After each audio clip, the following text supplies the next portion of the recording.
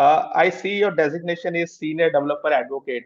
Mhm. It looks very fancy, and we are seeing you everywhere in ServiceNow. You are a tech expert, and you are representing ServiceNow in knowledge as well. So, can you just brief about the roles and responsibility of a senior developer advocate, which you are? Yes, I, as well as Lauren McManaman, Pranav Bhagat, and Earl Duque, are also senior developer advocates. And I like to think of this as like the middleware, if you want to be technical, Okay. between our customers and partners, the developers out there, the practitioners in the field, ones that are using the platform and implementing solutions, and our product teams, the ones that are internal building these solutions.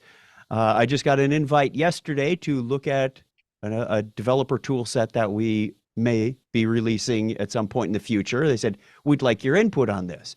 So I can work between that, giving our MVPs, for example, a live session with our product teams to say, here's what we like, here's where we suggest you go, give them that live feedback. So a common industry term is developer relations. That's sort of the department that we're in. That's what we do. So Okay. advocates are part of developer relations. We want to cultivate that community by creating content and getting out there, whether it's our Tech Now webinars or our live streams, videos, blogs, all of that good stuff for the content.